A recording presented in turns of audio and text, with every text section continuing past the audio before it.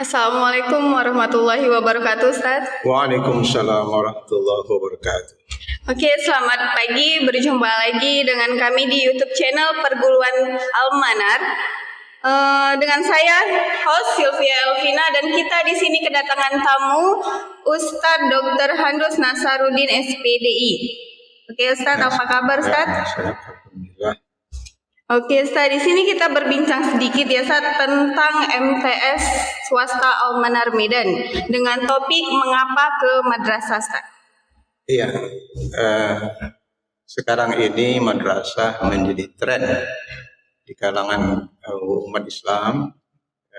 Buktinya bahwa MTS ini di Suprayon kita saja, Suprayon 1, mendapat porsi yang banyak penambahan siswa 2020-2021. Jadi artinya madrasah ini sudah dipahami oleh masyarakat secara luas bahwa madrasah ini mempunyai tersendiri, artinya penambahan nilai-nilai keislaman yang formal dikelola oleh Kementerian Agama. Itu kemudian oleh sebab itu masyarakat tidak ragu lagi untuk menyekolahkan anaknya di MTS atau di madrasah ibtidaiyah, di madrasah aliyah, karena sudah setara dengan SMP, SD maupun SMA. Nah, barangkali itu dulu yang pertama. Yang kedua, bahwa madrasah ini sekarang secara nasional sudah mendapat posisi yang bagus dalam berbagai perlombaan kegiatan nasional. Jadi semua masyarakat Indonesia sudah mulai mengenal madrasah ini menjadi tempat solusi yang terbaik di masyarakat untuk mendidik anaknya dalam segi agama dan umum. Oke, Ustaz, terima kasih. Kegiatan dan kesibukan Ustaz sehari-hari, kalau boleh tahu? Saya mengajar lah, jadi kepala madrasah, dan juga ada mengajar di SMA ya beberapa hari. Nah, di samping itu juga saya rutin juga mengisi pengajian, khatib Jumat, dan juga jumpa kawan dan teman di lingkungan KKM Suprayon, kepala-kepala sekolah, dan begitu juga rutin mengevaluasi guru-guru, siswa, dan semua yang terkait dalam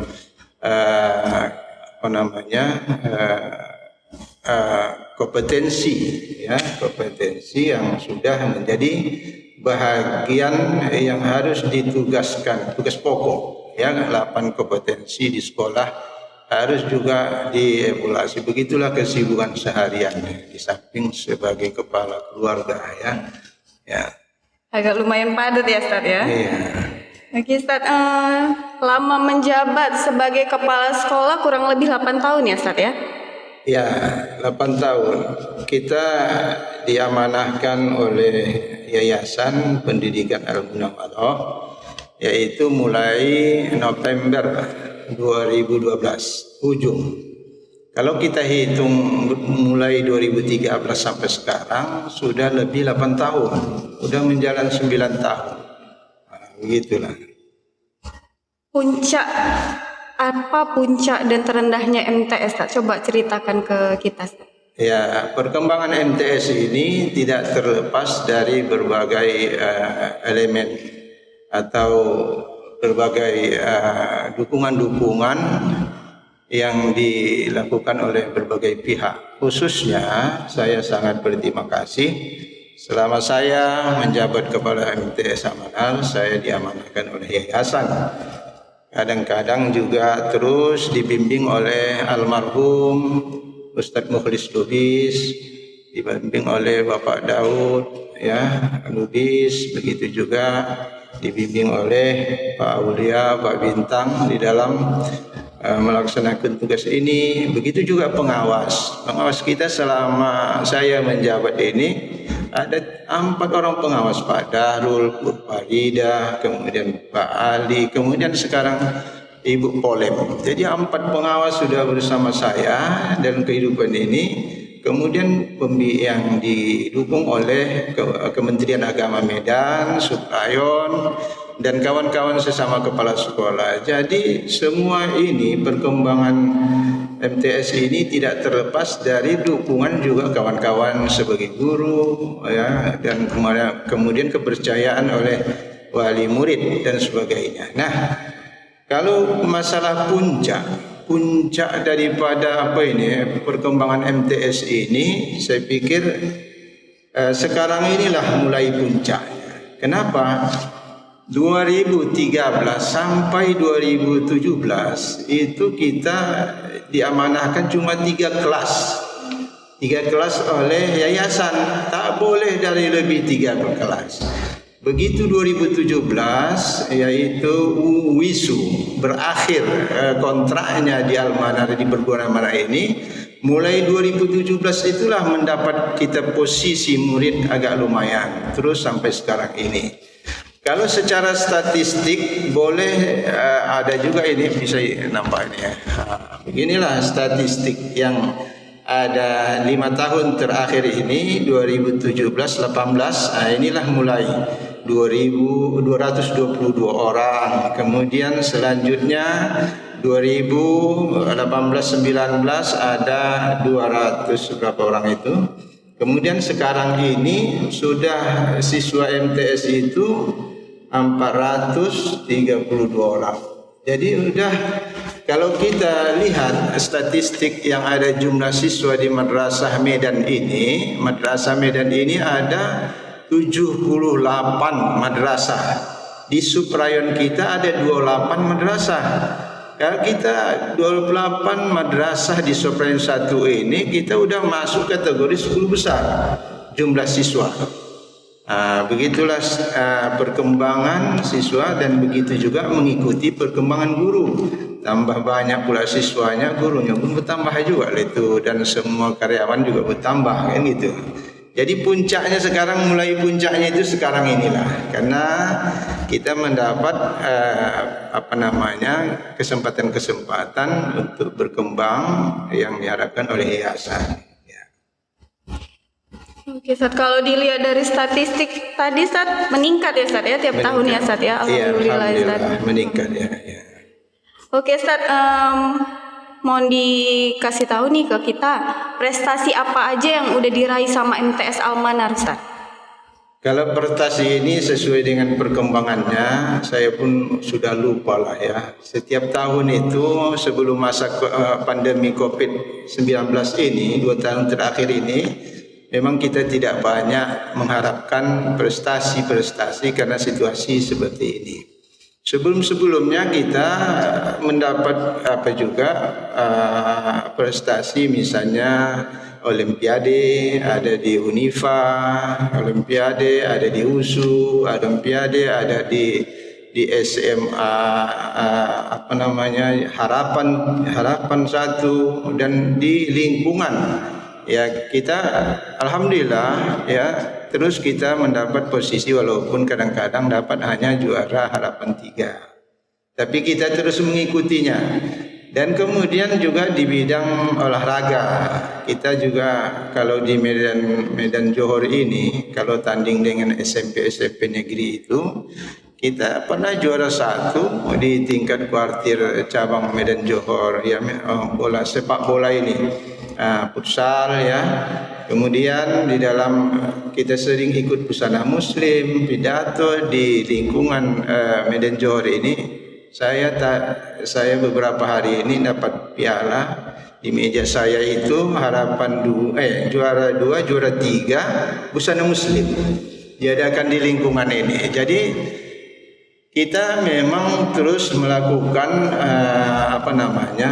mengutamakan bagaimana anak-anak kita ini bisa bersosialisasi di lingkungannya, berlomba ya, meningkatkan kemampuannya dengan cara-cara lomba-lomba yang kita laksanakan. Itulah barangkali prestasi. Kemudian yang kedua, yang selanjutnya prestasi kita di bidang pengajaran. Akhir-akhir ini kita dihadapkan oleh COVID-19 ini, anak-anak daring. MTS Al-Manar dari awal sebelum daring itu juga sudah mempersiapkan diri bahwa mereka anak-anak pakai HP, ya, pakai HP ujian harian ulangannya, UTS mid semesternya dan UASnya. Pakai HP. Sekarang kita ambil aplikasi namanya e-learning madrasah.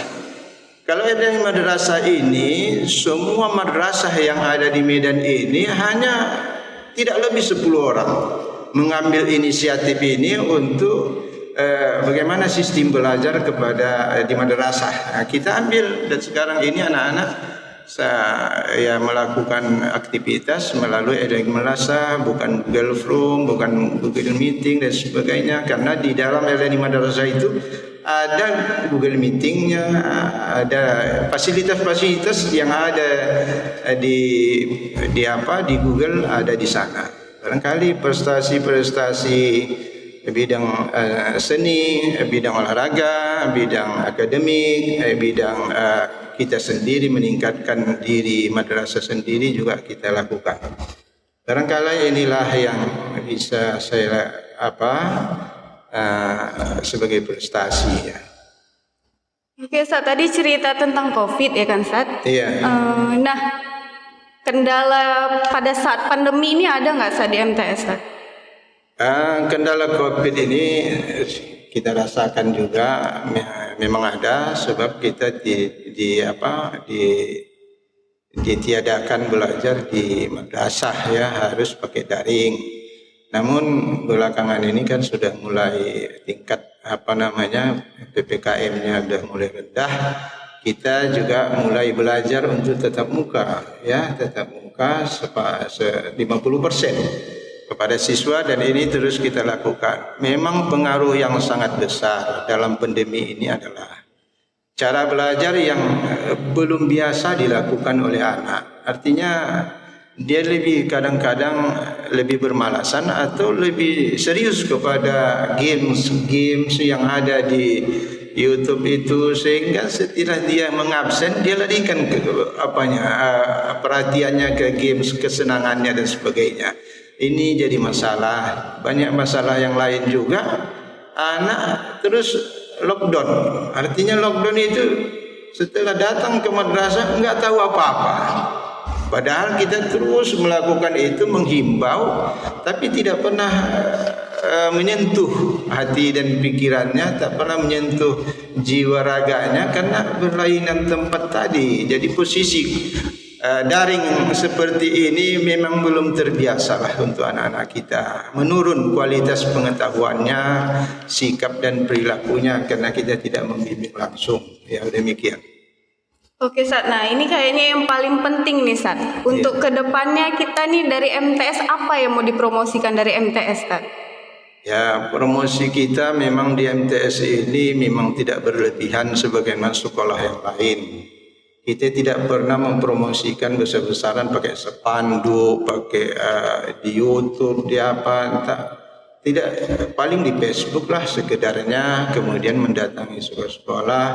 Tapi yang jelas untuk ke depan ini memang harus siswa kita inilah kita bekali sesuatu yang disenanginya dan berarti ilmu yang didapatkannya, pengalamannya bisa dikembangkannya, sehingga dia sendiri yang menjadi siswa. Jadi kita sekarang guru-guru untuk mencari siswa itu sulit. Apalagi guru-guru diperintahkan mencari siswa, rumahnya jadi tembung, mulanya hanya murambe, rumahnya aja entah di mana-mana, disuruh mencari siswa. Ini tidak logika. Jadi begitulah, dari mulut ke mulut anak, dari informasi yang disampaikan anak, inilah yang menarik perhatiannya. Karena di MTS Al-Manar ini, kalau abangnya di sini dulu, di sini juga adiknya. Ditaruhnya adiknya di sini, atau tetangganya dulu di sini, jalurnya tetangganya ke sini. Artinya dia mempunyai keyakinan MTS Al-Manar itu mempunyai sesuatu yang menarik, ya, bisa dipertahankan. Apalagi belakangan ini kita terus berkembang ini MTS Al-Manar ini, ya. Dilihatnya perguruan Al-Manar ini ada futsal, terkejut anak-anak kita. Semalam datang alumni yang lalu, Oh, tak bilang-bilang Ustaz ini ada futsal nih, katakan. Baru ini ya, semua nampaknya asalkan kemari ada yang baru, jadinya dia yakinlah terhadap perguruan kita ini, khususnya MTS Al-Manar, ya. Ya. Jadi promosinya dari siswa ya, saat alumni dari alumni, dari sesuatu yang diberikan kepadanya, dia tertarik dan terkesan sehingga dia ceritakan kepada kawan-kawan dan adik-adiknya, begitulah yang lebih efektif ya.